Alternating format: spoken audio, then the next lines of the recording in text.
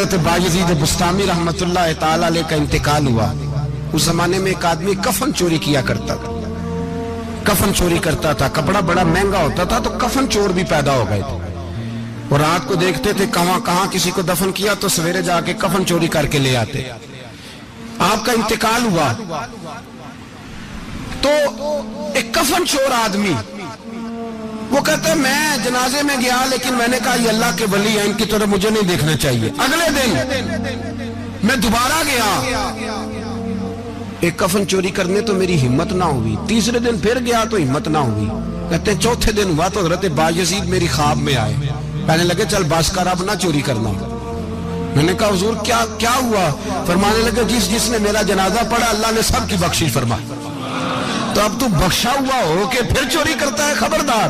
हजरत राबिया बसरिया का विसाल हुआ।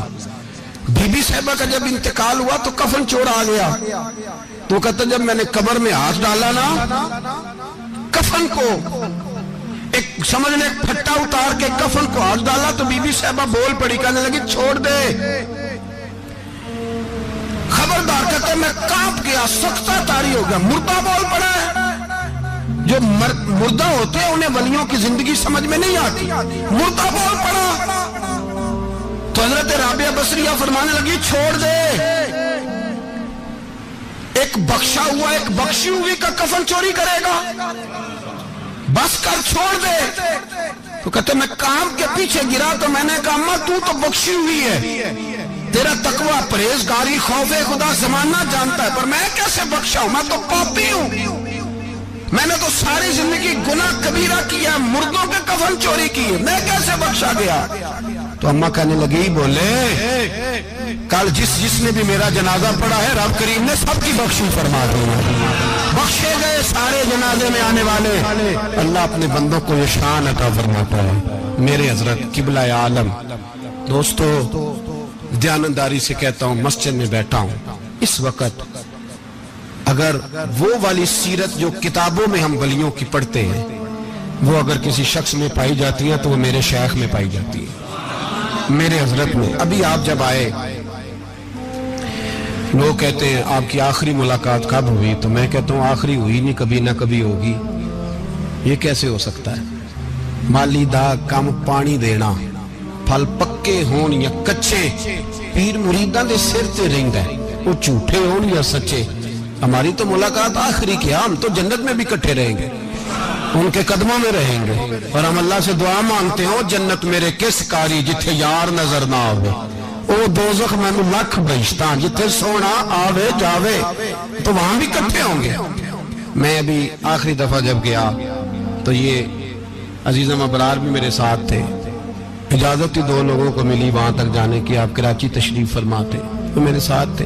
2 घंटे हम बैठे रहे, बेखबर हो जो गुलामों से वो आका क्या। 6, 7, 8 घंटे इंतजार करना पड़ा, शिकन भी नहीं आया। निका जी कहते हैं उसे बिठाओ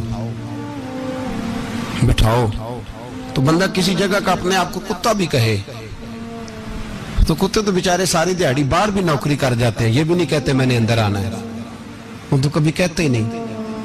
उन्होंने कभी कहा है बंदा सग भी के लाए और फिर वो ड्यूटी भी और तरह की करे, नवाबों जैसी ड्यूटी करना और बात दरवेशी और गुलामी की करना, ये कैसे? 2 बातें तो नहीं होती, बात तो एक होती है। जड़ियां खसमां दी विच अज़ाब वसन भाग जाग जाते हो ना गोलियां ने।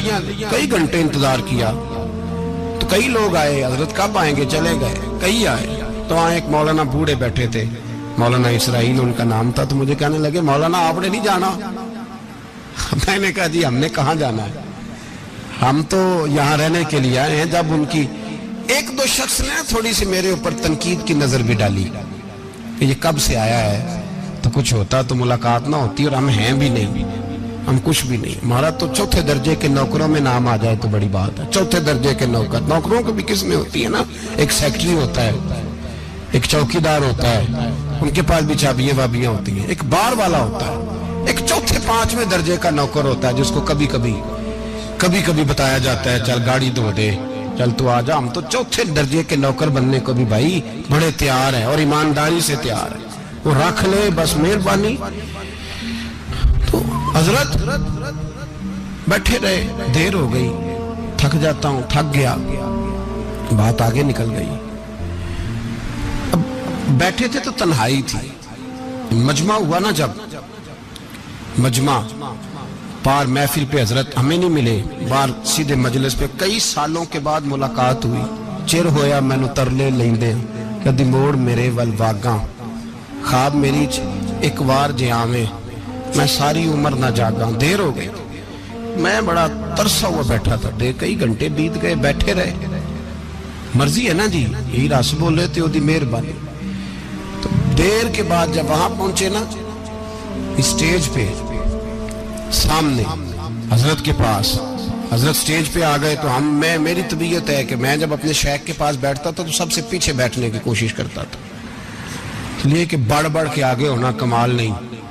को पकड़ के आगे करे तो फिर भी थोड़ी सी नौकरी कबूल होने की बात समझो। पीछे बैठ गए हम लोग, मैं भी और अबरार भी, हम पीछे बैठ गए। अब वहां उलमा और मशाइख का ढेर लगा हुआ था। हजरत की नजर बज़ाहिर खासी कमजोर है, लेकिन जब बैठे तो ये मेरे साथ मौजूद थे, आप गवाही ले सकते हैं।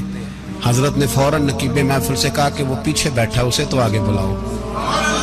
तो मैं जब उठा ना तो आप यकीन करें मेरा दिल करता था फाड़ डालूं कपड़े और मैं यहाँ लोगों को बताऊं कि बेखबर हो जो गुलामों से, वाक़ा क्या है।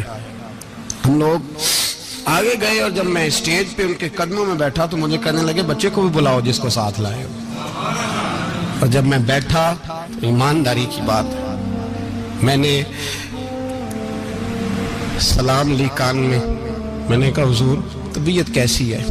फरमाने लगे तू जब से आया है मुझे तब से पता है तू बैठा है, तू जब से आया है मुझे तब से पता है। अब कल वापस चले जाना और जाके वहां दीन की नौकरी करना, तू जब से आया है मुझे तब से। मुझे फरमाने लगे कि तू जब से आया है ना मुझे तब से पता है, जाओ नौकरी करो। और एक जुमला कभी नहीं भूलता, फरमाने लगे मैं तो तुम्हारे साथ ही होता हूँ। बस बात खत्म हो गई, मामलात हल हो गए। बातें बड़ी हैं, जो करूं तो क्या करूं, कहो तो राज़े हयात कह दूं, हकीकत कायनात कह दूं, वो बात कह दूं जो पत्थरों के दिलों को भी पाश पाश कर दे। मुझे एक शख्स कहने लगा हर स्टेज पे छाए हुए नजर आते हो। मैंने कहा क्या करूं, सबसे पीछे बैठा होता हूं, सबसे पीछे। लेकिन वक़्त का गौस उठा के जिसको स्टेज पे बिठाए उसे पीछे कौन बिठा सकता है। हम वो गिड़ियां गुड्डियां अब पे उड़ियां। हमने उनकी जिंदगी में रानाई देखी है, गरीब परवरी देखी है। मैं इतना बड़ा नजराना नहीं कभी उनको दे सका। मैं किसान का बेटा हूँ, मैं तो अभी 9th क्लास में था, मेरे अब्बा जी पर्दा कर गए थे। मैंने बड़ी गुर्बत में वक्त गुजारा है, लेकिन मुझे उनके अरब और खरब पति मुरीद हैं। खरब वहाँ लोग करोड़ों रुपया लेके लाइनों में खड़े होते हैं। मैं गरीब बाप का बेटा और मुस्तार जिंदगी, लेकिन मैंने उन्हें इज्जत देते देखा है। मैंने देखा है वो करीब बुलाने वाले, वो प्यार करने वाले। मैंने उनकी गरीब, लोग कहते हैं मेरा पीर गरीब नवाज है, और कसम अल्लाह की मेरा पीर गरीब नवाज है। मैंने गरीब नवाजी देखी है, मैंने वो रंग देखा है, मैंने वो जलवा देखा है। उनके नरगसी होंठ जब कभी कभी मेरे पेशानी का बोसा लेते तो मुझे यूं लगता कि अल्लाह ने जितनी खुशबू दुनिया में रखी थी मेरे शेख ने सारी मेरे वजूद के अंदर उड़ेल दी। बरेली से जब मेरी वापसी थी और मैं पलट रहा था तो मैं मुलाकात करने गया। मेरी तबीयत में ये रानाई थी कि खुदा खैर करे, और मैं पलट रहा हूँ। मैं मुलाकात करके जब वापस बाहर आ गया, मेरे साथ एक शख्स था, तो मुझे फिर बुलाया। और जब मैं दोबारा अंदर गया तो मुझे अपनी जेब से कुछ रुपए निकाल के दिए। फरमाने लगे ये खर्च है आने जाने का, और कभी महसूस न करना। मुझे वो सब लोगों के बीच में देते तो मेरे लिए एजाज था, लेकिन मेरे जैसे गरीब को नवाजना भी और उसकी इज्जत का भी ख्याल करना, ये मकाम, ये रंग, मेरे पास करोड़ों बातें हैं। बल्कि मैं साफ कहूँगा कि उन्हीं की महफिल सवारता हूँ। चिराग मेरा है रात उनकी, मैं उन्हीं के मतलब की कह रहा हूँ। जुबान मेरी है बात उनकी। लोग अपने अब्बे की गद्दी पे बैठ के बड़े लोग होते हैं, لیکن میں نے بتایا کہ میرے ابا جی کسان تھے، کسی بڑی گدی سے تعلق نہیں، میں کسی جماعت میں کبھی نہیں گیا، کوئی سہارا نہیں لیا۔ مسجد بھی وہ ہے جہاں جب میں آیا تھا تو 3 لوگ نماز کے لیے ہوتے تھے، تو کبھی تیسرا ڈھونڈنا پڑتا تھا۔ جتنے جلوے، جتنی رانائیاں، جتنا حسن، جتنی تازگیاں، اور میرے عزیزوں کے چہروں پر یہ جو نورانیت کا حسن آپ کو نظر آتا ہے نا، یہ میرے حضرت کی ہونٹ سے نکلی ہوئی صرف ایک دعا کا صدقہ ہے، صرف ایک دعا کا صدقہ ہے، صرف ایک دعا کا صدقہ۔ تو بھائی وہ کبھی کبھی یہ شعر پڑھتے ہیں نا میرے عزیز، تو وہ میرے لیے پڑھتے ہیں، میرے لیے شعر پڑھتے ہیں کہ جے کر سائیں وسون کچھ اجیاں نو پھر کیڑا مائی دا لال اجاڑ سکدا ہے، جے کر سائیں وسون کچھ اجیاں پھر کیڑا مائی دا لال۔ طاقت ہے کسی کی، ہمارے سامنے بھی کوئی کھڑا ہو سکتا ہے، کوئی باطل کوئی ہمارے سامنے بھی کھڑا ہو سکتا ہے۔ آپ یقین کریں جتنا دم خم اللہ نے میرے شیخ کی وجہ سے ہمارے سینے میں رکھا ہے، جہاں ہم ہوتے ہیں وہاں ہم ہی ہوتے ہیں۔ میں کوئی سہارا نہیں لیا زندگی میں، کسی کا نام لے کے اپنے آپ کو اونچا نہیں کیا، بس یہ تیری نظر کا کمال ہے اور میری زندگی کا سوال ہے۔ اور اس نظر پہ میں نے کہا مریں گے تو کفن پہ بھی نام لکھائیں گے، اور مریں گے تو قبر پہ کتبہ بھی تیرے نام کا لکھائیں گے، اور یہی جلوے لے کر کے انشاءاللہ جائیں گے، اسی نام سے پہچانے جائیں گے، اور انشاءاللہ وہاں بھی غلاموں کا رنگ نرالا ہی ہوگا۔ باتیں ہو ہی نہیں سکی، بھی تو ایک پہلو کھلا ہے، ابھی تو دفتر پیچھے پڑے، انشاءاللہ پھر ایک نشست رکھوں گا، ان کی باتیں پھر چھینوں گا، اور یہ باتیں ہوتی رہیں گی انشاءاللہ تعالی۔ مجھے لوگ پوچھتے ہیں ہر تقریر میں کہتے ہو میرے حضرت فرماتے ہیں، تو میں نے کہا کیا کروں، میں تو فرماتا ہی نہیں۔ آپ یقین کریں تیاری کوئی کرتا ہوں، جمعہ میں تقریر کوئی اور ہو جاتی ہے، وہاں کچھ اور، کتابیں کچھ اور دیکھ کے آتا ہوں، یہاں کچھ اور ہو جاتی ہے، پھر سمجھ آتی ہے کہ تو بولنے والا ہے ہی نہیں، کوئی اور ہے جو تجھے سبق پڑھاتا ہے، جو تجھے کہتا ہے اس طرح کر کے بات کر، اس طرح کر کے۔ ایک شخص مجھے ناروے سے رات فون کر رہا تھا، کہنے لگا حضرت صاحب آپ کی باتیں میرے سیدھے دل میں لگتی ہیں، اور یہاں بیٹھ کے صحیح ہو گیا ہوں، فیس بک پہ سن کے وجہ کیا ہے؟ میں کہتا مجھے بھی نہیں پتا، مجھے پتا ہو تو میں بتانا دوں، یہ مجھے نہیں پتا بھائی، مجھے کیا خبر کہاں یہ مسجد جو کہاں دنیا سے بھی دور ہے، اور کہاں ناروے، اور کہاں لندن، اور کہاں سارا زمانہ، اور کہاں یہ دنیا، ہمیں نہیں پتا۔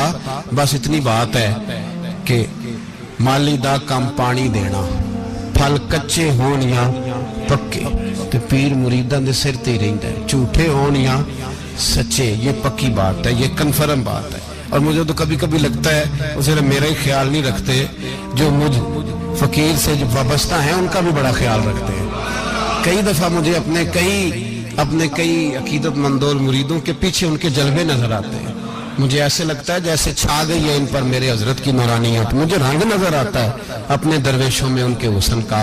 بس دعا کریں تا ابد آستانہ یار رہے، وہ آسرا ہے غریبوں کا۔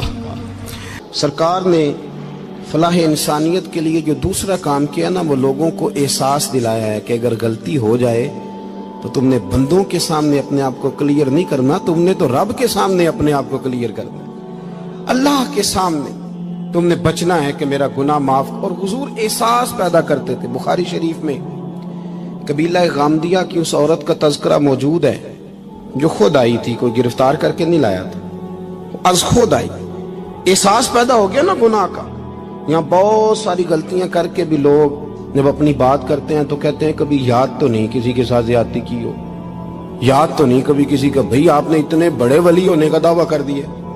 انسان تو انسان رہتا ہے، بڑے بڑے لوگ کہہ گئے کہ یا اللہ اگر انجانے میں بھی بھول گئے ہیں تو ہم سے درگزر فرما، لیکن جب ہم تیار ہی نہیں ماننے کو۔ حضرت انس بن مالک کہتے ہیں وہ خاتون آئی، کوئی پکڑ کے نہیں لایا، کسی 14 دنوں کے ریمانڈ پہ نہیں اسے منوایا گیا، اسے وہ خود بخود آئی، اور کریم محبوب علیہ السلام کے سامنے جب وہ کھڑی ہوئی تو اتنے درد سے میں نے کم لوگ روتے دیکھے ہیں جس درد سے وہ روئی۔ عرض کرنے لگی حضور میں غلطی کر بیٹھی ہوں، مجھ سے زنا ہو گیا، مجھے پاک کر دے۔ تو محبوب کریم علیہ السلام نے فرمایا تو کیسے ثابت کرے گی تو نے گناہ کیا؟ یعنی مجرم کو ثابت کرنا پڑ رہا ہے کہ میں گناہ گار۔ یہ وہ کمال ہے کہ انسانوں کو احساس ہونے لگے کہ یہاں ہم غلط ہیں، جب اعتراف جرم ہوتا ہے، جب بیماری کی تشخیص ہوتی ہے تو پھر اس کا علاج بھی ہو جاتا ہے۔ حضرت انس بن مالک کہتے ہیں وہ عرض کرنے لگی حضور میرے پیٹ میں ناجائز بچہ ہے۔ حضور نے فرمایا جا جب بچہ پیدا ہو تو پھر آنا۔ وہ 8 ماہ کے بعد آئی تو اس کی گود میں پھول سا بچہ تھا۔ حضور نے فرمایا واپس جا، جب روٹی کھانے لگ جائے تو پھر آنا۔ وہ 2 سال 2.25 سال دودھ پلاتی رہی، پھر جب آئی تو بچے کے ہاتھ میں روٹی کا ٹکڑا تھا۔ کریم محبوب صلی اللہ تعالی علیہ وسلم سے آ کے جب اس نے بات کی تو وہ درد سے روئی، کہنے لگی یا رسول اللہ 3 سال ہونے کو ہیں، میں نے گناہ کیا ہے، میں ساری رات سو نہیں پاتی۔ حضور تڑپتی، اگر اس حال میں مر گئی تو اپنے رب کو کیا منہ دکھاؤں، مجھے پاک کر دے، میرے حال پہ رحم فرمائے۔ محبوب کریم صلی اللہ علیہ وسلم نے بچہ ایک صحابی کو دیا، فرمایا بچوں کی طرح پالنا، اور کہا اسے لے جاؤ، پتھر مار مار کے اسے سنسار کر دو۔ صحابہ کہتے ہیں اسے پتھر لگ رہے تھے اور حضور بے چینی کے ساتھ ٹہل رہے تھے۔ آ کے خبر دی حضور وہ تو وصال کر گئی، انتقال ہو گیا۔ فرمایا یہاں تک تو بات اس کی تھی۔ حضرت انس بن مالک کہتے اب محبوب کریم نے صحابیات سے فرمایا اسے غسل دو، کفن پہناؤ، جنازہ تیار ہو جائے تو مجھے خبر کرنا۔ حضرت انس بن مالک کہتے ہیں غسل ہوا، کفن ہوا، جنازہ تیار ہوا تو حیران ہم تب ہوئے جب میرے محبوب نے فرمایا صفیں بناؤ، میں خود جنازہ پڑھاؤں گا، میں خود جنازہ پڑھاؤں گا۔ اور سرکار نے جنازہ پڑھایا تو ایک شخص کی زبان سے نکلا حضور اس ملعون کا معاذ اللہ جنازہ جس نے ناجائز بچہ جنا، اس کے لیے آپ دعا کر رہے ہیں، جنازہ پڑھا۔ حضور فرمانے لگے خاموش ہو جاؤ، تم نے گناہ دیکھا ہے، اس کا احساس نہیں دیکھا، تم نے غلطی دیکھی ہے لیکن اس کی توبہ کا انداز نہیں دیکھا۔ اور صاحب کنز العمال نے یہ لفظ نقل کیے ہیں کہ کریم محبوب فرمانے لگے اس نے تو ایسی شاندار توبہ کی ہے کہ اگر میں اپنی ساری امت میں بانٹ دوں تو اللہ سب کی مغفرت فرما دے گا۔ احساس جب پیدا ہو جاتا ہے نا اپنے دل کے اندر کہ یہاں میں غلط ہوں، ان العبد اذا اعترف ثم تاب تاب اللہ علیہ او کما قال نبی صلی اللہ علیہ وسلم، رواہ مشکات۔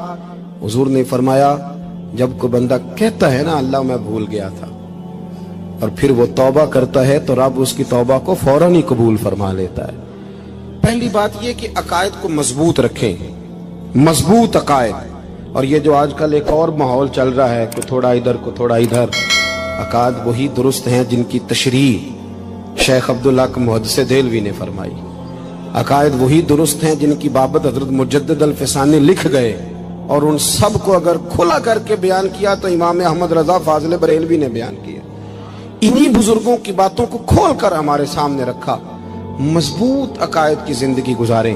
اور دوسری بات اگر کبھی کوئی غلطی ہو جائے پھر اس کا احساس پیدا کریں، پھر اس سے توبہ کریں۔ تیسری بات جو فلاح انسانیت کے لیے بڑی ضروری ہے وہ یہ ہے کہ تھوڑا احساس پیدا کریں دوسروں کا۔ میری زندگی میری ذات سے شروع ہوتی ہے، میری ذات سے، میرے سے ہنس کے بولو، میری بات مانو، میرے پیچھے چلو، میرے آرام میں خلل نہ آئے، میری طبیعت کے مطابق۔ بھئی آپ کی طبیعت کے مطابق چلیں تو پھر تو آپ بہت بڑے خود غرض ہوئے کہ آپ نے صرف اپنے لیے سوچا۔ محبوب کریم کا کمال یہ تھا کہ حضور نہ دوسروں کا بڑا احساس فرماتے تھے۔ آپ بخاری مسلم کی وہ حدیث پڑھیں تو حیران ہو جائیں کہ سرکار فرماتے ہیں میں جب نماز کی نیت باندھتا ہوں تو میرا دل کرتا ہے میں لمبی نماز پڑھاؤں، جب میرا کسی کام کرنے کو دل کرے تو پھر میں ساری دنیا کچلنی پڑے تو میں کر جاتا ہوں، لیکن حضور فرمانے لگے کہ میرا دل کرتا ہے میں لمبی نماز پڑھاؤں، لیکن پھر میرا خیال آتا ہے کہ پیچھے بوڑھے بھی ہیں، بیمار بھی ہیں، بچے بھی ہیں۔ یا رسول اللہ نماز اللہ کی اور خیال بندوں کا؟ فرمایا میں بوڑھوں، بیماروں اور بچوں کا خیال کرتے ہوئے اللہ کی نماز کو مختصر کر دیتا ہوں۔ احساس جب طبیعت ہمارے ہاں نا تیزی کے ساتھ احساس ختم ہوا ہے، تیزی کے ساتھ ہم نے اتنی نفی شروع کی ہمارے تو اہل تصوف میں اللہ ماشاءاللہ۔ اب تربیت کا طریقہ یہ ہے کہ صرف میں ہوں، میرے سوا کوئی بھی نہیں۔ صحابہ کرام علیہم رضوان کی عادت تھی کہ جب کسی سے ملاقات کرتے تو السلام علیکم کے بعد سورہ عصر کی تلاوت کیا کرتے تھے۔ اس کا مقصد ایک دوسرے کو سبق یاد کرانا ہوتا تھا، نئے سرے سے عزم نو کرنا ہوتا تھا۔ اس صورت کے مضامین ایک دوسرے کو یاد کرانا مقصد تھا۔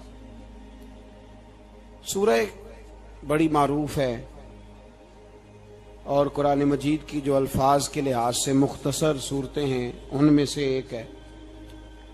اللہ تبارک و تعالی نے قسم اٹھا کے کہا والعصر، محبوب مجھے تیرے پاکیزہ زمانے کی قسم ہو،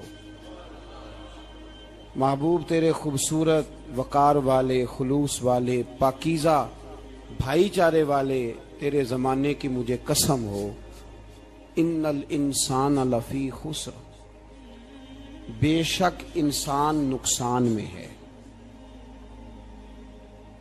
مطلق فرما دی، تاکید لگا کے، ان الانسان لفی خسر، بے شک انسان نقصان میں ہے۔ یا اللہ سارے، فرمایا الا الذین، سوائے ان لوگوں کے، کون؟ جن میں 4 خوبیاں پائی جائیں۔ الا الذین آمنوا، ایک تو وہ ایمان لائیں، وعملوا الصالحات، اور پھر نیک اعمال کریں۔ ایمان لائیں، نیک اعمال کریں، اور پھر چپ نہ کر جائیں، وتواصوا بالحق، پھر حق بات کا اعلان کریں۔ ایمان لائیں، عمل صالح کریں، تیسرا کام کیا کرنا ہے؟ چلیں سارے بولیں گے تو اعلان بھی ہوگا نا، ایسے تھوڑی ہوگا کہ 1-2 آدمی اعلان کرے تو دنیا جاگ جائے۔ حق بات کا اعلان کرنا ہے۔ ایمان لانے کے بعد، عمل صالح کرنے کے بعد تیسرا حکم کیا ہے؟ آپس میں حق بات کی تلقین کرو، اور حق بات کی تم تلقین کرو اور پھر تمہیں کوئی کہے کچھ نہ، پھر تم پہ ظلم نہ ہو، پھر تمہیں ستایا نہ جائے، یہ کیسے ہو سکتا ہے؟ پھر تم بڑے پاک صاحبزادے، پیر زادے، علامہ صاحب، سیاستدان، بیوروکریٹ بن کے بڑی ایک طرف ہو کے آرام سے زندگی گزارو سارے، تم یہ کیسے ہو سکتا ہے؟ وتواصوا بالحق، جب تم حق بات کی نصیحت کرو گے پھر تکلیف آئے گی، پھر کیا کرنا ہے؟ وتواصوا بالصبر، پھر ایک دوسرے کو صبر کی نصیحت بھی کرنی ہے۔ وتواصوا بالحق، ایمان لانے کے بعد، عمل صالح کرنے کے بعد تیسرا کام کیا کرنا ہے؟ ایک دوسرے کو حق بات کی نصیحت کریں، اور پھر رستے میں تکلیف آئے گی، آزمائش آئے گی، پھر کیا کریں؟ وتواصوا بالصبر، پھر صبر کی تلقین بھی کریں۔ یہ قرآن مجید نے 4 شرطیں لگائیں، فرمایا جس بندے میں یہ 4 خوبیاں پائی جائیں گی اسے اللہ کامیابی عطا فرمائے گا۔ مسلمان کی سوچ کے خلاف ہے یہ بات، یہ قرآن کی فکر کے خلاف ہے کہ اپنی فکر کرو، برما کے لیے، کشمیر کے لیے، فلسطین کے لیے بات نہ کرو، اپنی فکر کرو۔ یہ قرآن کی سوچ کے خلاف ہے، یہ قرآن کے پیغام کے خلاف ہے، اس لیے کہ اگر صرف اپنی بات ہوتی تو آمنو اور عاملوا الصالحات پہ بات ختم ہو گئی ہوتی، پھر بات آگے نہ چلتی۔ جب کہا گیا وتواصوا بالحق، حق بات کی تلقین کرنی ہے۔ اگر بات صرف اپنی ذات کی ہوتی تو ٹھیک ہو گیا تھا، نماز پڑھی، روزہ رکھا، حج کیا، ختم ہو گئی، لیکن میرے نبی پاک صلی اللہ تعالی علیہ وسلم نے ارشاد فرمایا، ایک بستی میں 2 3 4 نیک لوگ رہتے تھے۔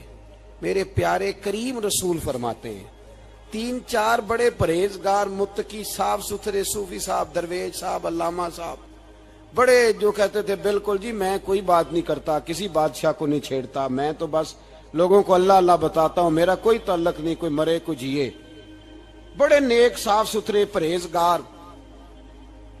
باقی ساری بستی گناہ کرتی تھی۔ نبی پاک علیہ السلام فرماتے ہیں رب کریم نے کچھ عرصے تک مہلت دی، پھر مشیت خداوندی، اللہ کا قانون حرکت میں آیا تو کہا جبریل ساری بستی تباہ کر دو، تباہ کر دو۔ اللہ مہلت دیتا ہے، مہلت دیتا ہے۔ ہم لوگ سمجھتے ہیں نہیں ہماری سیاسی چالیں صحیح چل رہی ہیں، اللہ مہلت دیتا ہے۔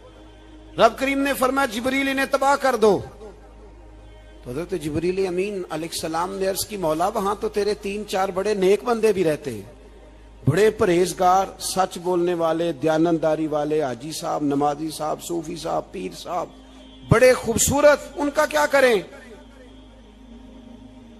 تو میرے محبوب پاک علیہ السلام فرماتے ہیں رب کریم نے فرمایا سب سے پہلے انہیں تباہ کرنا۔ سب سے پہلے انہیں سب سے پہلے، اور الٹ دو بستی، پہلے ان کا نمبر لگاؤ۔ یا اللہ ان کی کیا غلطی ہے؟ تو غلطی سن لیں، غلطی یہ ہے کہ انہوں نے 2 صفتیں پیدا کی ہیں، اگلی 2 پیدا کیوں نہیں کی؟ الا الذین آمنوا وعملوا الصالحات پہ روک کیوں گئے؟ آگے کیوں نہیں بڑھے؟ اللہ کریم نے فرمایا جبریل دیکھو نا، میری نافرمانی ہوتی رہی اور ان کے چہرے پر کبھی شکن تک نہیں آیا، لوگ میرا قانون توڑتے رہے، انہیں کبھی برا ہی نہیں لگا، گناہ دیکھ کر کبھی خیال ہی نہیں آیا بدلنے کا۔ میرے بھائی، امت مسلمہ اپنے لیے تو آئی نہیں دنیا میں، نبی پاک کی اس لیے تھوڑے آئے تھے کہ پیسے کمائیں، دنیا داری کریں، جھوٹ سچ ماریں اور رخصت ہو جائیں، بچے پیدا کریں۔ یہ کام تو ہندو سکھ بدھ مت سارے کر رہے ہیں، تو فقط اس کام کے لیے تھوڑی آیا ہے۔ کنتم خیر امت اخرجت للناس، اللہ فرماتے ہیں میرے محبوب کے غلاموں تم بہترین امت ہو، میں نے تمہیں امتوں کے بھلے کے لیے پیدا فرمایا ہے، تمہیں لوگوں کی امامت کے لیے دنیا میں بھیجا ہے۔ اے نوجوان مسلم، کبھی یہ تدبر بھی کیا تو نے؟ وہ کون سا گردو ہے جس کا ہے تو ایک ٹوٹا ہوا تارا؟ تو نے کبھی سوچا ہے تو کیا ہے؟ پتہ ہے تجھے؟ روزی کماؤ، روٹی کماؤ، اور اب تو بہت سارے لوگ جھوٹ کی دنیا میں زندہ ہیں، جھوٹ بولتے ہیں اپنے آپ کے ساتھ، دائیں بائیں فراڈ کر رہے ہیں اپنی ذات کے ساتھ، خول بنا لیا اس میں بند ہو گئے، باہر ہی نہیں نکل۔ اپنے ملک کی سوچو، اپنی بات کرو۔ علامہ اقبال نے پتہ کیا کہا تھا؟ اقبال نے، یہ سنو، جو لوگ کہتے ہیں پہلے پاکستان، برما کے مسلمان بعد میں، کشمیر کے مسلمان پہلے سنو اقبال کیا کہتے ہیں۔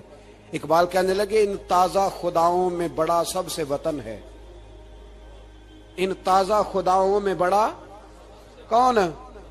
وطن کی محبت ایمان کا حصہ، اس میں شک نہیں، لیکن اگر اسلام سے پہلے وطن آ گیا تو اقبال کہتے ہیں ان تازہ خداؤں میں بڑا سب سے وطن ہے، اور جو پیرہن اس کا ہے وہ مذہب کا کفن ہے۔ فرماتے ہیں جو وطن اوڑھ لیتا ہے اس نے اپنے مذہب کو دفن کر دیا۔ سب سے پہلے پاکستان نہیں، سب سے پہلے رسول اللہ کا دین ہے، سب سے پہلے قرآن ہے، سب سے پہلے نبی پاک کا فرمان ہے، سب سے پہلے امت مسلمہ ہے۔ ان تازہ خداؤں میں بڑا سب سے وطن ہے، جو پیرہن اس کا ہے وہ مذہب کا کفن ہے۔ اور اقبال کہنے لگے قوم مذہب سے ہے، مذہب جو نہیں تم بھی نہیں۔ قوم مذہب سے ہے، مذہب جو نہیں، کوئی نہیں سمجھ آ رہی آپ کو میری بات؟ قوم کس سے ہے؟ پاکستانی ہونے سے، پنجابی ہونے سے، سندھی بلوچی پٹھان ہونے سے؟ نہ، قوم مذہب سے ہے، اور مذہب جو نہیں تم بھی نہیں۔ یہ کیسے ہو سکتا ہے کہ مذہب نہ ہو اور بندہ زندہ رہے؟ یہ کیسے ہو سکتا ہے؟ بھائی کافر نے اصل میں جاگ ہی نہیں رہا، میں جاگتا ہی نہیں، میں جیب کی سوچتا ہوں، مسجد کی سوچتا ہوں، خانقاہ کی سوچتا ہوں، مدرسے کی سوچتا ہوں، دکان کی، سارا دن تو اس چکر میں لگا رہتا ہوں لوگوں کو ثابت کرنے میں کہ میں صحیح ہوں باقی غلط ہیں۔ میں تو اپنی ذات کے خول سے اٹھ ہی نہیں رہا، اور مجھے یہ اندازہ ہی نہیں کہ لیبیا سارا کٹ گیا، مصر کے ٹکڑے ٹکڑے ہو گئے، مجھے پتہ ہی نہیں کہ شام، جس کے بارے میں میرے نبی پاک علیہ السلام نے فرمایا مکے اور مدینے کے بعد اللہ نے سب سے زیادہ برکتیں ملک کے شام میں رکھی ہے، اور حضور نے فرمایا جس نے ہجرت کرنی ہو وہ شام جائے۔ اتنا اعلیٰ ملک سارا کٹ گیا، 4 ہزار لوگ ایک دن میں قتل ہو گئے، پر میرا گھر آباد ہے نا، کوئی حرج نہیں، وہ کٹتے ہیں تو وہ دور ہیں، کٹتے رہیں۔ فلسطین میں ہمارے یہاں معراج کی محفلیں بڑی جم کے ہوتی ہیں، سارے لوگ پڑھتے ہیں سبحان الذی اسریٰ بعبدہ لیلا من المسجد الحرام الی المسجد الاقصی۔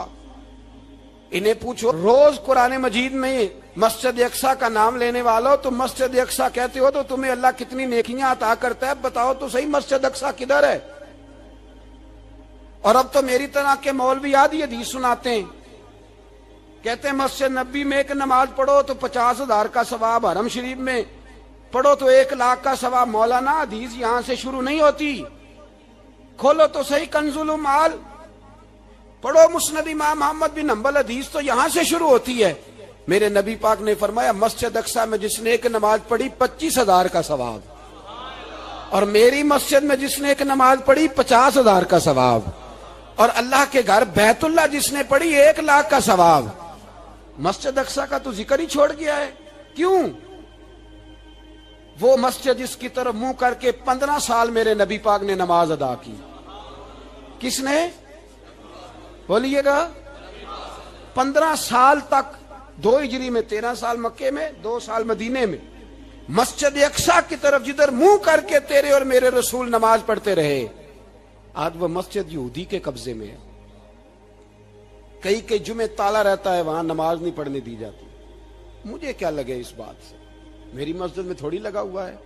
ایسی ہوا چلی ہے کہ ہر شخص سوچتا ہے تمام شہر جلے بس ایک میرا گھر نہ جلے۔ بھائی یہ وہ دور ہے جس دور میں ذرا سی بھی کسی شخص کو تکلیف ہوتی ہے تو عالمی میڈیا پہ بات جاتی ہے، موبائل جیبوں میں فوراً تصویریں کیش ہوتی ہیں۔ میں اور آپ، ہمارا اس قوم سے تعلق ہے جس قوم کے بچے کٹ گئے، ذبح ہو گئے، عورتوں کے پستان کاٹ کے برما کے بدھوں نے ان کے کباب بنا کے کھا لیے، چھوٹے چھوٹے بچوں کی لاشیں انہوں نے لٹکا ڈالی۔ اور یہاں میں حکومت کی کیا بات کروں، یہاں کسی سیاستدان کو مکھی کاٹ جائے تو ہمارے پھٹے آباد ہو جاتے ہیں بحث کرنے کے لیے۔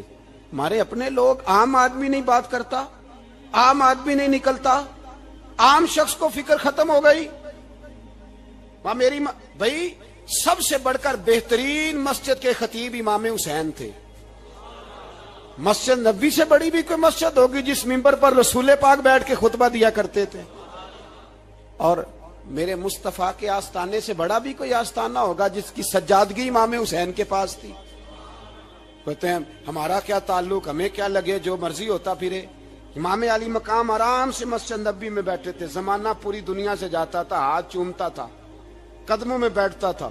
اتنے بڑی عظمت والی بھی کوئی شخصیت ہوگی جس کے رگوں میں رسول اللہ کا خون دوڑتا ہے، جسے حضور اپنی زبان مبارک اس طرح وہ چوسا کرتے تھے جیسے عرب کے لوگ پیاس کے عالم میں کھجور چوسا کرتے تھے۔ اتنا بڑا بھی کچھ شخص تھا، لیکن جب دین پہ کڑا وقت آیا تو حسین نے مسجد کی خطابت نہیں بچائی، آستانہ نہیں بچایا۔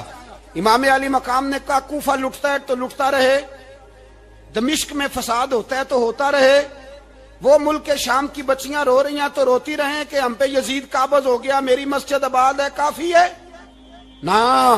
امام حسین نکلے اور نکل کے کہنے لگے، جنت البقیع والی جگہ پہ کھڑے ہو کے، یا رسول اللہ میں جا رہا ہوں اور آپ کے لیے جا رہا ہوں، اس لیے کہ مجھے اس شام کو بچانا ہے جس شام میں رسول اللہ کا کلمہ پڑھنے والے لوگ بستے ہیں۔ مجھے کوفہ، دمشق، مصر کے لوگوں کو بچانا ہے۔ نانا تیرے کرم کے خزینے کی خیر ہو، میں جا رہا ہوں تیرے مدینے کی خیر ہو۔ نکل کھڑے ہوئے امام علی مقام، میدان میں نکلے، کس کے خلاف؟ بولے کون تھا یزید؟ مسلمان تھا۔ اس وقت تک تو سب نے مسلمان لکھا ہے، جس نے کافر کہا شہادت امام حسین کے بعد کہا۔ جرم کیا تھا؟ میری گردن جھک جاتی ہے جب میں یہ بات کرتا ہوں، ایمانداری سے کہہ رہا ہوں، جوش خطابت نہیں، میری گردن جھکتی ہے جب میں یہ لفظ ادا کرتا ہوں۔ امام علی مقام اس شخص کے خلاف نکلے، سارے خطبے امام حسین کے پڑھ کے دیکھو۔ امام حسین نے فرمایا یزید شرابی ہے، شرابی مسلمانوں کا حکمران ہو سکتا؟ آپ نہ بولیں بے شک، پر بات تو سچی ہے نا۔ امام حسین نے فرمایا شرابی کو ووٹ دیا جا سکتا؟ فرمایا رنڈیوں کا ناچ دیکھتا ہے جو مجرے دیکھے، جو رنڈیوں کے ناچ دیکھے وہ مسلمانوں کا حکمران ہو سکتا؟ امام حسین میدان میں نکلے اور 18 سال کے علی اکبر سے لے کر 6 مہینے کا علی اصغر دے دیا، لیکن شرابی کو برداشت، بے حیا کو برداشت تو میں کیسے کرتے؟ دوستی قاتل سے بھی، مقتول سے یارانہ بھی، اپنی جیب سے فلیکسیں چھپوا کے ظالموں، جابروں، بدماشوں کو ووٹ دیتے ہو۔ امام حسین کو تیری دیگ کی ضرورت ہے جو تو 10 محرم پہ پکاتا ہے، چاولوں کی ضرورت ہے جو تو نے 9 محرم کو پکائے، ان کو اس بریانی کی عادت تھی جو تو نے پکائی ہے۔ میرے گھر میں فلاں ایم این اے، ایم پی اے صاحب آ گئے تھے، امام حسین کے گھر کے اندر یزید نے پیغام بھیجا. اس نے کہا جیسے کہو گے کر لوں گا, جتنے پیسے کہو گے دے دوں گا, جتنی مسجدیں کہو گے بنوا دوں گا, جتنے ادارے کہو گے تعمیر ہو جائے, مجھے نہ چھیڑو. آپ نے فرمایا نہ, مسجد مدرسے اس وقت آباد رہتے ہیں جب حکمران صحیح ہوتے ہیں, اور جب حکومتیں غلط ہوتی ہیں تو پھر مساجد آباد, پھر مدارس کی آباد کاری ہو ہی نہیں سکتی.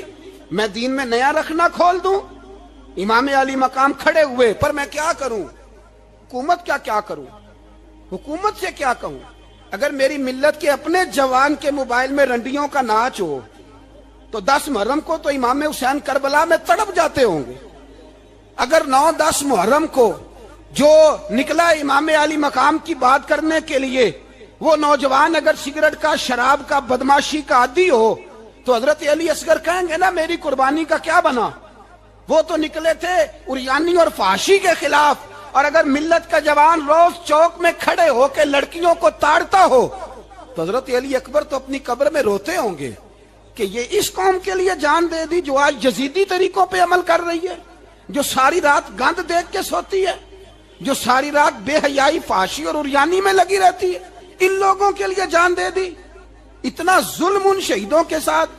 اور 10 محرم کو دیگ پکا کے کہتا ہے میں امام حسین کا ماننے والا ہوں, میں امام علی مقام سے پیار کرنے والا ہوں. نہ بھائی, نہ دو رنگی چھوڑ کے یک رنگ ہو جا, سراسر موم ہو جا یا سنگ ہو جا. امت مسلمہ کو بیدار ہونا پڑے گا. امام علی مقام میدان میں نکلے, ڈٹ کے نکلے, اور امام نے فرمایا میدان میں نکل کر کہ میرا وطن مدینہ ہے, میرا وطن مدینہ ہے, پر مدینہ بعد میں, رسول اللہ کا دین پہلے. تو پاکستان کی بات کرتا ہے. امام علی مقام نے فرمایا مدینے کی شہریت بعد میں, رسول اللہ کا دین پہلے, اور تیرے تو بچے عام سے ہیں. امام حسین نے فرمایا میری گود میں جو بچے ہیں وہ رسول اللہ کے نواسے ہیں, پر بچے بعد میں, نبی پاک کا دین پہلے. آپ نے فرمایا تیری بیٹی بڑی باوقار ہوگی, اس کی بڑی عزت ہے. تو کہتا ہے بیٹی کی وجہ سے بلیک میل ہو گیا, لیکن جو شان خدا نے حسین کی بیٹی کو عطا فرمائی, جن بچیوں کا سر کا بال ننگا ہو جائے, سر کا بال ننگا ہو جائے, تو امام شورانی فرمایا کرتے تھے اگر مدینے میں کسی سید زادی کے سر کا بال ننگا ہوتا تھا تو سورج اپنا منہ چھپا لیا کرتا تھا, سورج چھپ جاتا تھا بادلوں کی اوٹ میں. اور مدینے والے سمجھ لیتے تھے کہ گھر میں کام کرتے کرتے کسی سید زادی کے سر کا کوئی بال ننگا ہو گیا. ان شہزادیوں کا اتنا وقار. اور امام علی مقام نے فرمایا بیٹیوں کی فکر بعد میں, رسول اللہ کا دین پہلے. رسول اللہ کا دین. قوم مذہب سے ہے, مذہب جو نہیں تم بھی نہیں. یاد رکھ میرے بھائی, امام علی مقام رضی اللہ تعالیٰ عنہ نے میدان میں نکل کر پہلے مذہب کی بات کی. اور آج دین نبی دا وانگ یتیمہ رووے تے کرلاوے تے آکھے میں کتھوں لبا عمر بہادر, میں کتھوں لبا عمر بہادر جڑا مینوں سینے لاوے. معصوم بچے, معصوم. آج تک کدھر ہے تمہارا اقوام متحدہ؟ بلاؤ نا اسے. بھیک مانگتے پھرتے ہو, کافروں سے بھیک مانگتے ہو. بچہ شام کو گھر نہ آئے تو ماں دروازے پہ نظر لگا کہتی بیٹے ٹائم پہ آ جایا کر, مجھے نیند نہیں آتی, وقت پہ. برما کی اس ماں سے بھی جا کے پوچھو جس کا بچہ پلٹ کے آئے کوئی نہیں, آیا ہی نہیں, اس سے بھی پوچھو. بچے نے آدھی رات کو روٹی مانگ لی تو فالج زدہ ماں, اس کو فالج تھا, وہ رینگتی ہوئی اٹھی اور اس نے اپنے لال کو روٹی پکا کے دی. باپ کہتا رہا چل چھوڑ, سو جا بیٹے تیری اماں. اس نے کہا نہیں مجھے نیند نہیں آتی, بیٹا بھوکا ہے. اس ماں سے بھی کبھی پوچھ, اس ماں سے جو بنگلہ دیش کے خیمے میں بیٹھی ہے تو بی بی سی لندن کا رپورٹر کہتا ہے کہ تیری خواہش کیا ہے؟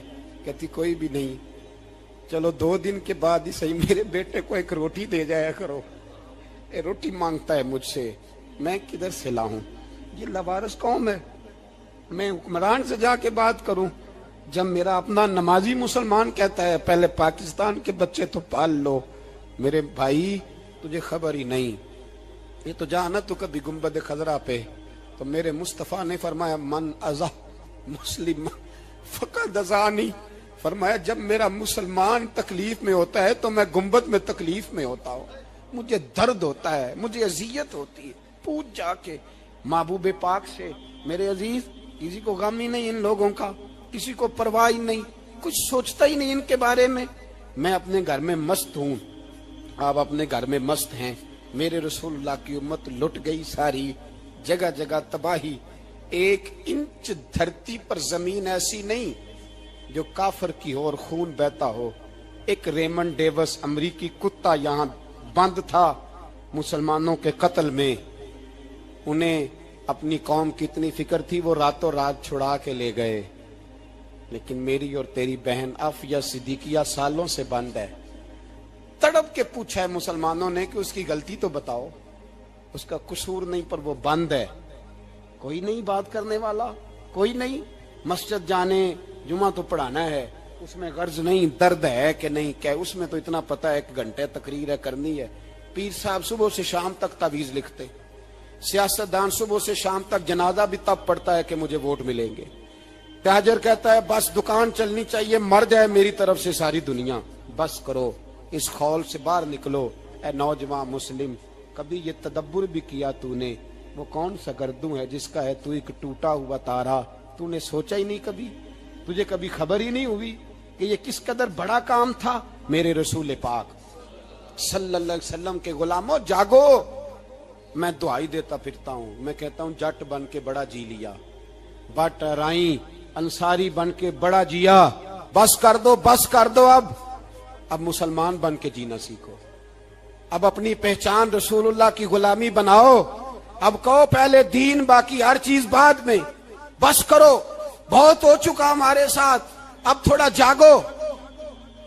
میں بہت ساری باتیں دل میں لے کے آیا تھا جو آپ سے کرنی تھی، پر یہ لفظ ہیں کہ ٹوٹتے ہی جا رہے ہیں۔ بات ہے کہ سمت کا تعین ہی نہیں ہو پا رہا۔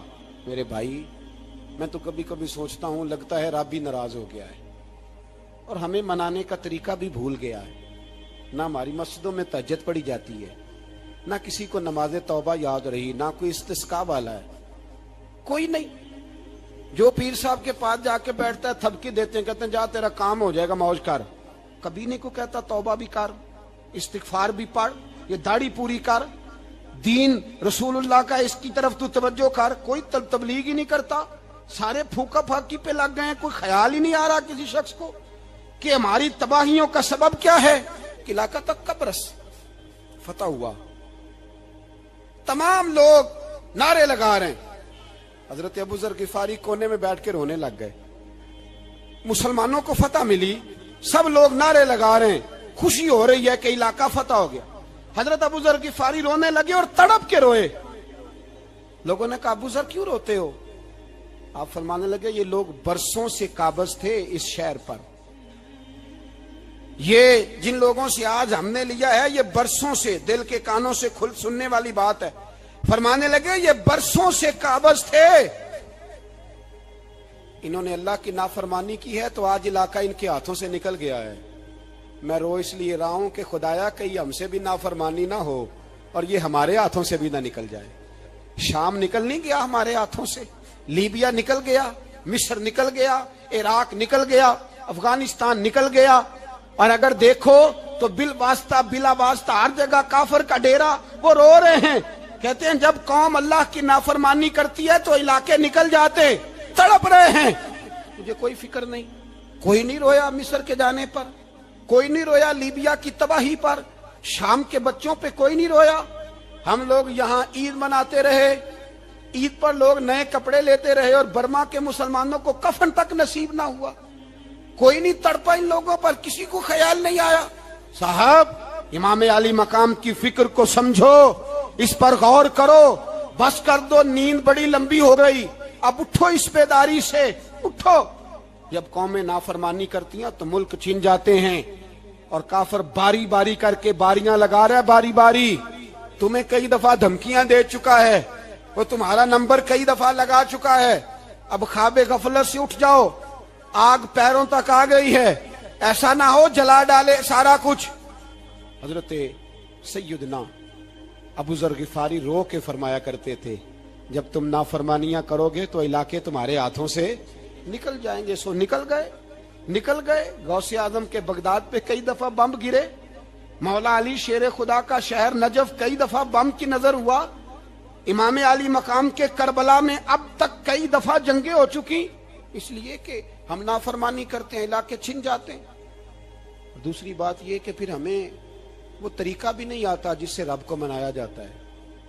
آپ یقین کریں، مسلمان پہ ایک 5 وقت کی نماز ہے، وہ بھی بوجھ ہے. 2.5 گھنٹے کی تقریر اور 5 منٹ کی جماعت میں لوگ بھاگتے پھرتے ہیں. بڑا مشکل ہے. آج تک مسلمان ایک 5 وقتہ نماز پڑھنے کے لیے بہانے ڈھونڈ رہا ہے ابھی تک. تو وہ مسلمان کہاں سے آئیں گے جو رات کو رویا کرتے تھے، راتوں کو اٹھ کے روتے تھے تو سویرے اللہ کافر کے مقابلے میں اتنی مدد کرتا تھا کہ 10 مسلمان لاکھوں کو بھگا دیا کرتے تھے. اس لیے کہ مدد کس کی شامل ہوتی تھی؟ بول کے بتائیے، کون مدد کرتا تھا؟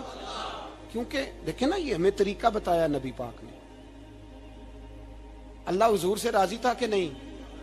یار اس پہ جلدی جلدی بولو. اللہ راضی تھا نا؟ تو بدر کی رات حضور کیا کرتے رہے ساری رات؟ جی ساتھ نہیں تھا اللہ؟ وہ تو وہاں سے فرما رہا ہے غار ثور سے، ان اللہ معنا. محبوب کہہ دے کہ اللہ تیرے ساتھ ہے. وہاں تھے محبوب کہہ رہے ہیں اللہ ہمارے ساتھ ہے. وہاں سے اللہ ساتھ تھا، پر ساری رات، بدر کی ساری رات. اور دعا کا رنگ کیا تھا؟ حضرت ابوبکر صدیق فرماتے ہیں حضور نے ہاتھ اٹھائے، اللہ یہ میرے 313 ہیں، میں کل کمائی لے کے آ گیا. اے اللہ میری کل کمائی ہے، اگر یہ ہلاک ہو گئے تو قیامت تک کون تیری عبادت کرے گا؟ اے اللہ مدد فرما. اور حضور مناتے ہیں رب کو، کہتے ہیں یا اللہ تو نے وعدہ نہیں کیا تھا تو مدد کرے گا، یا اللہ تیرا وعدہ نہیں تھا تو کامیابی دے گا، یا اللہ تو نے ساری رات مناتے گزر گئی، ساری رات. صبح کا اجالا چمکا تو حضرت ابو بکر فرماتے اتنا لمبا سجدہ کیا، حضور سجدے میں تھے، میں دیکھتے دیکھتے تھک گیا، میں سجدے کی حالت میں ہی حضور پر لیٹ گیا، لپٹ گیا. میں نے کہا محبوبہ سر اٹھائیں. وہ دیکھیں اللہ نے مدد نازل فرما بھی دی ہے. اٹھائیے سر. حضور نے اللہ کو منایا. نبی پاک منایا کرتے تھے. ہم اب سجدوں میں بھی نہیں جاتے. اتنی سو گئی امت، سجدوں تقریروں سے انقلاب لانا چاہتے ہیں. ہم خالی نعروں سے انقلاب برپا کرنا چاہتے ہیں. لوگ جب روتے تھے، بوڑھے لوگ سجدوں میں، اور عالم فاضل صوفی کی تو کیا بات ہے نا، وہ تو اللہ کے نمائندے ہیں کہ جس کے صرف سفید بال ہو جائیں. میرے نبی پاک علیہ السلام نے فرمایا رب تو ان کی بڑی عزت کرتا ہے، ان کی بڑی. اور میرے نبی پاک نے فرمایا گناہگار مومن بھی جب دعا کے لیے ہاتھ اٹھاتا ہے تو اللہ فرماتا ہے فرشتوں اسے خالی نہ لوٹانا، مجھے شرم آتی ہے سے خالی. پر تو اٹھاتا ہی نہیں، تو اسے مناتا ہی نہیں، تو کبھی لپٹا ہی نہیں، تو نے کبھی کہا ہی نہیں کہ یا اللہ آ میں تجھے لے جاؤں. حضرت سعد بن ابی وقاص کے پاس قادسیہ کی جنگ ہو رہی تھی، کافر بلا رہا تھا آؤ اگر کوئی ہے تو آؤ مقابلے میں. حضرت سعد بن ابی وقاص نے گھوڑے دوڑا دیے. دشت تو دشت ہیں، صحرا بھی نہ چھوڑے ہم نے، بحر ظلمات میں دوڑا دیے گھوڑے ہم نے. حضرت سعد بن ابی وقاص نے گھوڑے دوڑائے، آگے دریا آ گیا، کوئی پل نہیں، کوئی شے نہیں. اسلام کی عزت کا سوال ہے. حضرت سعد بن ابی وقاص نے ہاتھ اٹھائے اور کہا اے اللہ اگر تو موسیٰ کی نافرمان قوم کو رستہ دے سکتا ہے تو تو ہمارے دلوں کو جانتا ہے، ہم تو اپنے رسول کے فرما بردار غلام ہیں. آنا مہربانی کر کی اگر تو نے دل مسلم کی دل جوئی نہیں تو ہمیں تانا دیں گے بت کے مسلم کا خدا کوئی نہیں. کہا اے اللہ مہربانی فرما، اگر تو حضرت وَإِذْ فَرَقْنَا بِكُمُ الْبَحْرَ فَأَنْجَيْنَاكُمْ وَأَغْرَقْنَا آلَ فِرْعَوْنَ، اگر تو حضرت موسیٰ کی قوم کے لیے دریا پھاڑ سکتا ہے تو ہم تو نبی پاک کے غلام ہیں. صحابہ کہتے ہیں جناب سعد نے دعا مانگی تو دریا نے رستہ عطا فرما دیا. یار تو دعا بھی نہیں مانگتا. حضور نے فرمایا دعا صلاح المومن، دعا مومن کا ہتھیار ہے، تو نے یہ بھی چھوڑ دیا ہے. اب تو باتیں کر کے، تبصرے کر کے، ٹی وی دیکھ کے، اپنی رائے قائم کر کے، کمنٹس کر کے سو جاتا ہے. یہ بھی سوتا خشک ہو گیا. تو دعا تک نہیں مانگتا. فرماتے ہیں دعا مانگی تو دریا نے رستہ دیا. اور جب اس کنارے نکلے تو حضرت سعد کہنے لگے کسی کی کوئی شے تو نہیں رہ گئی دریا میں، کوئی چیز تو نہیں رہ گئی؟ ایک صحابی کہنے لگے پیالہ رہ گیا ہے۔ تو حضرت سعد فرمانے لگے، او دریا ہمارا پیالہ واپس نہیں کر دیتا؟ تو کہتے ہیں کہ لہر آئی تو پیالہ بھی باہر پھینک گئی۔ او بھائی، ہم اسی رسول کا کلمہ پڑھتے ہیں جن کا حضرت سعد بن ابی وقاص نے کلمہ پڑھا تھا، اور کسی جگہ میرے نبی پاک نے نہیں فرمایا اللہ صحابی کی سنے گا بعد میں آنے والوں کی نہیں سنے گا، کسی جگہ نہیں کہا۔ پر تو کشکولے دعا بھی نہیں اٹھاتا، مصیبت میں بھی اب یاد خدا ہم کو نہیں آتی، دعا منہ سے نہ نکلی، جیبوں سے عرضیاں نکلی، تو یہ کام بھی نہیں کرتا۔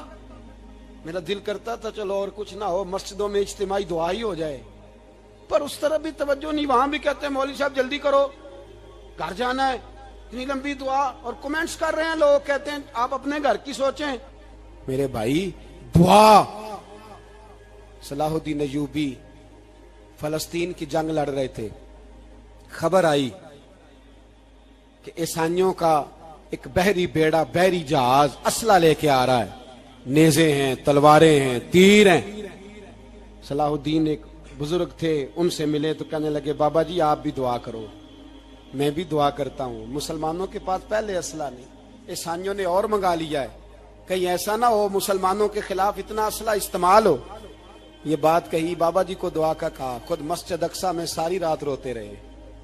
صلاح الدین ساری رات، ہمارا حکمران جسے ربنا آتنا فی الدنیا پوری نہیں پڑھنی آتی، اور اب تو ایسے پیر آ گئے ہیں میدان میں جو سورہ فاتحہ سیدھی نہیں سنا سکتے الا ماشاءاللہ۔ ساری رات صلاح الدین ایوبی روتے رہے۔ وہ بزرگ کہتے ہیں میں بھی کونے میں تھا، پر جس درد سے اس نے دعا مانگی میں نہیں مانگ سکا۔ سویرے خبر آئی کہ دشمن کا وہ بحری بیڑا جو اسلحہ لے کے آ رہا تھا دریا میں غرق ہو گیا ہے۔ صبح خبر آئی تو وہ شخص ایک آگے بابا جی سے کہنے لگا بابا جی وہ بحری بیڑا دریا میں غرق ہو گیا۔ تو بابا جی رو پڑے، کہنے لگے دریا میں غرق نہیں ہوا، صلاح الدین ایوبی کی آنسوؤں میں غرق ہو گیا ہے، اس کے آنسوؤں میں غرق ہو گیا ہے، اس نے رب سے دعا ہی ایسی مانگی اس کے آنسوؤں میں۔ تو دعا بھی نہیں مانگتا میرے بھائی مسلمانوں کے لیے، تو دعا بھی نہیں مانگتا۔ امام حسین میدان کربلا میں تھے، ایک راوی کہتا ہے 3 دن پانی بند رہا ہے، روٹی بند رہی ہے، پر قرآن پاک کی تلاوت 1 منٹ کے لیے بھی بند نہیں ہوئی، دعا اور التجا 1 منٹ کے لیے بھی بند۔ حسین کے خیمے سے یہ آواز بار بار آتی رہی، یا اللہ استقامت بھی دے اور صبر بھی عطا فرما۔ دعا کا رستہ بند، تلاوت بند نہیں ہوئی، اللہ کی بارگاہ میں سجدے بند نہیں ہوئے، تو چھوڑ گیا ہے، تو دعا تک نہیں مانگتا۔ دعا تو انقلاب برپا کر دیتی ہے، دعا تو حالات بدل دیتی ہے، دعا تو تبدیلی لے آتی ہے۔ کوئی بیٹھا ہوا مجھے دور دعا دیتا ہے، بس دعا دیتا، فقط دعا دیتا ہے۔ کوئی بیٹھا ہوا مجھے دور دعا دیتا ہے، میں ڈوبتا ہوں پر سمندر اچھال دیتا ہے۔ وہ بھائی تو دعا بھی چھوڑ گیا۔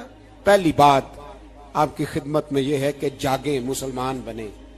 دوسرا کچھ نہیں کر سکتے تو دعا تو کر سکتے ہیں نا، دعا کا رستہ اپنائیں۔ اور پھر میرے نبی پاک علیہ السلام نے 2 باتیں فرمائی، کان کھول کے سن لینا، 2 باتیں۔ حضور نے فرمایا ایک وقت آئے گا کہ میری امت کے خلاف کافر ایک دوسرے کو آوازیں دیں گے، آؤ مسلمانوں کو ماریں، آؤ مسلمانوں۔ تو صحابہ نے کہا یا رسول اللہ کیوں، ہم تھوڑے ہو جائیں گے؟ فرمایا نہیں، تم بہت زیادہ ہوں گے۔ 56 اسلامی ملک ہیں دنیا میں، کتنے بول کے بتانا ہے؟ اتنا سا برما ہے، کسی غیر مسلم کا کتا مر جائے تو یہ چیخ پڑتے ہیں، اور یہاں کہتی ہے اقوام متحدہ کہ جی وہ ہمیں داخل نہیں ہونے دے رہے۔ تو بند کرو پھر سلامتی کونسل، تحلیل کر دو، اقوام متحدہ ختم کرو۔ اگر تمہاری کو سنتا نہیں تو بنائی کیا ہے؟ صرف مسلمانوں کو پریشرائز کرنے کے لیے۔ اور ہمارے مسلمان بھیک مانگتے پھرتے ہیں، کہتا ہے کہا ہے ہم نے اقوام متحدہ سے۔ اب تم اپنے لیے کافر سے بھیک مانگو گے، کافر سے بھیک مانگو گے؟ میرے عزیز نبی پاک علیہ الصلوۃ والسلام نے فرمایا کافر ایک دوسرے کو بلائیں گے مسلمانوں کو مارے۔ یا رسول اللہ ہم تھوڑے ہوں گے، فرمایا بہت زیادہ ہوں گے۔ تو حضور کیا ہوگا؟ فرمایا تمہیں وہن ہو جائے گا۔ یا رسول اللہ وہ کیا ہے؟ فرمایا دنیا سے پیار ہو جائے گا، مرنے کو دل نہیں کرے گا، دنیا سے اور مرنے کو۔ اس وقت سمجھ لینا کافر تم پہ حاوی ہے، میں اپنا اندازہ کروں، آپ اپنا کریں، مجھے دولت سے کتنا پیار ہے اور آپ کو کتنا پیار ہے۔ جھاگ کے سنیں یہ لفظ رسول پاک کے صلی اللہ علیہ، حضور نے فرمایا جب تجھے دنیا سے پیار ہو جائے، دولت سے پیار ہو جائے، اقتدار سے پیار ہو جائے، اور جب تجھے موت بری لگنے لگے، تیرا مرنے کو دل نہ کرے، پھر کافر تیرے اوپر چڑھ آئے گا۔ آج دولت ہی تو رہ گئی ہے، باقی بچا کیا ہے؟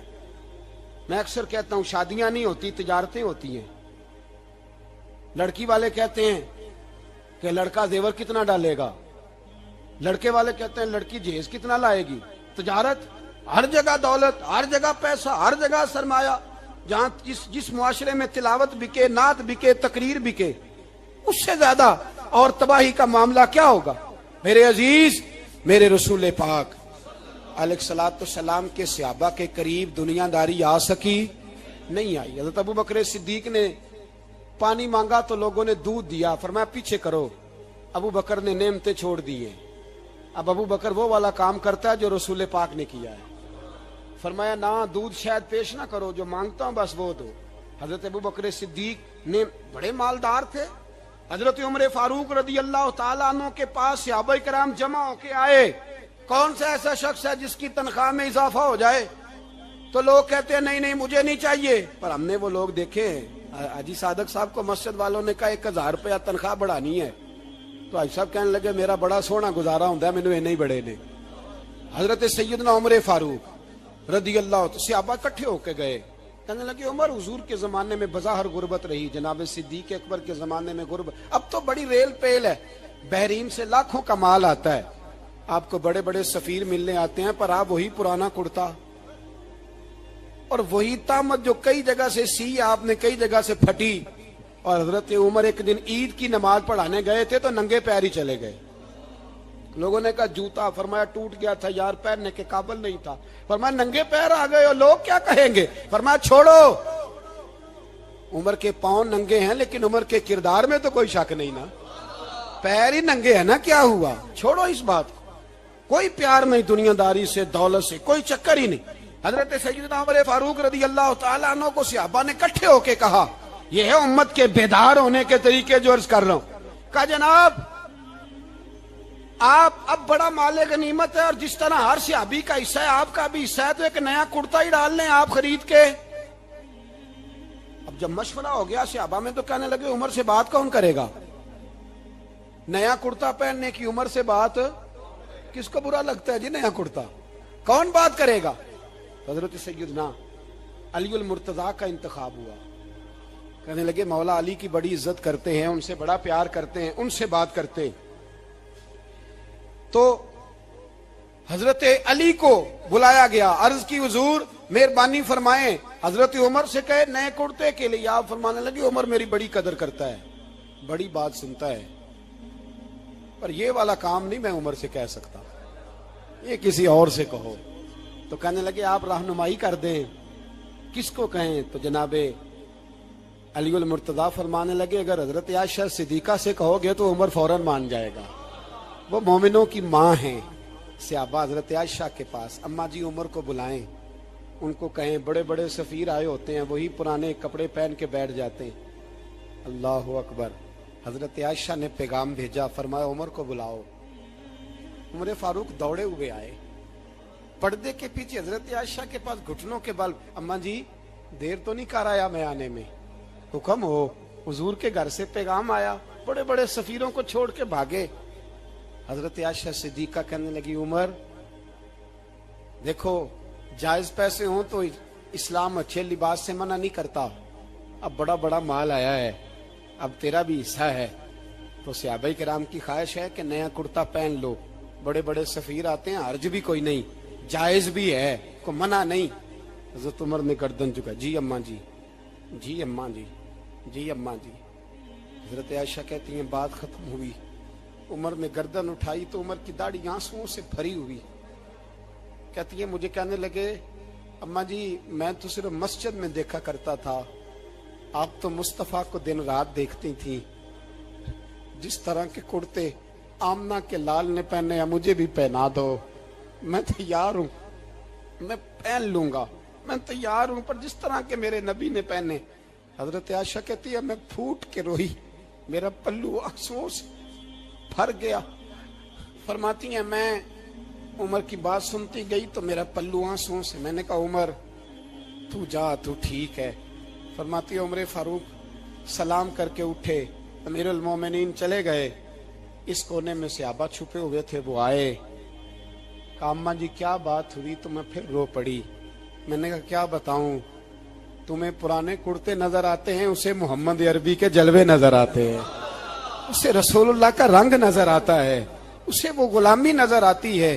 عمر کو دنیا سے پیار، اور دنیا سے پیار نہیں تھا، دعا پتہ کیا تھی؟ یوں جھولی اٹھا کے اللہ مرزقنا شہادتن فی سبیلک وجعل موت فی بلد حبیبک، اللہ عمر کو بسترے والی موت نہ دینا، موت شہادت کی دینا، پر میں میدان میں جا کے نہیں مرنا چاہتا، مجھے رسول اللہ کے شہر میں موت چاہیے، باہر جا کے نہیں، یہی میدان لگے مدینے میں، یہی موت آئے، اسباب بنا، میں مدینہ بھی نہیں چھوڑنا چاہتا۔